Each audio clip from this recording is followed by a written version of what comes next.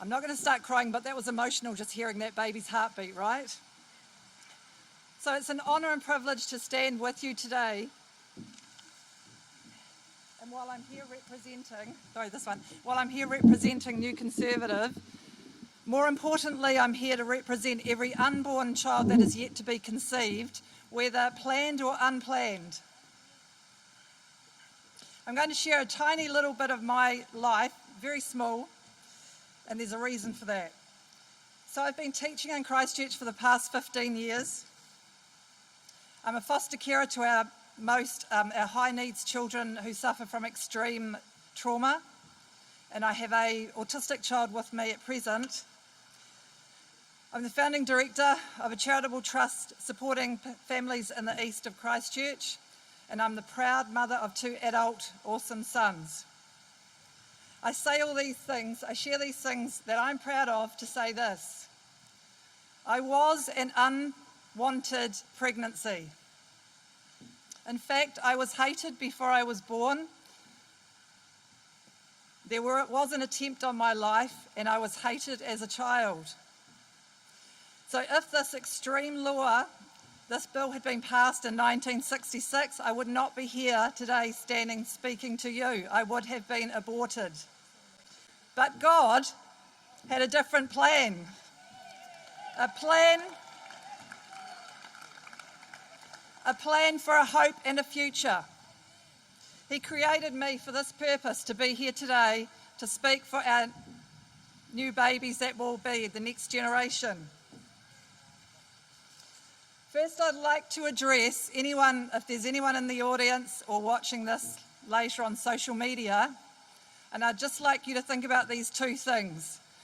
Because you were loved and wanted, and I wasn't, does that mean that I don't have the right to life and to be here addressing you today?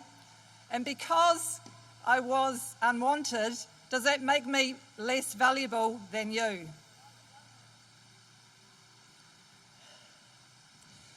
For every person out there like me who was unwanted, today you take back your dignity. You had a right to life. It is not only the woman's rights and her body, because when she conceived there is a developing fetus, a life inside of her that also has human rights. And we must speak for that child and speak for those who cannot speak for themselves.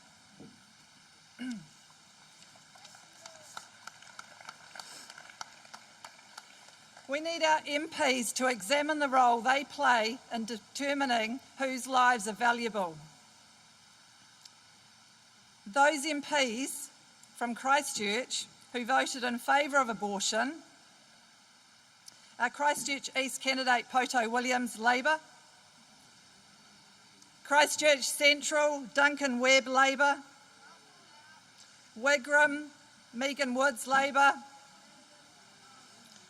Selwyn, Amy Adams, National, who even though she's resigned this year, we've got to remember for the past 12 years she's been a part of the National Caucus and she was instrumental in pushing for this abortion to go through and was quoted at saying that she was proud of this. Waimakariri, Matthew Ducey, National, and our Banks Peninsula, Eugene Sage, Green Party. Now all seven of the Greens in Parliament supported abortion. 35 out of 44 Labour supported abortion. 15 National supported abortion, and 2 of New Zealand First, and all of the One Act.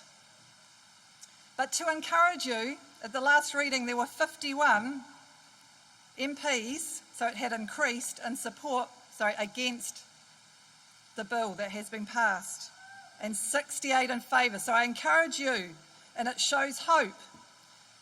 So by voting those MPs or candidates into Parliament who are pro-life, we can save our babies.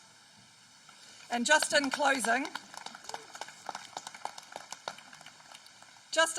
I want to leave a scripture with you, Psalm 139:13. For he formed me, my innermost being. He knitted me together in my mother's womb. Kia kaha.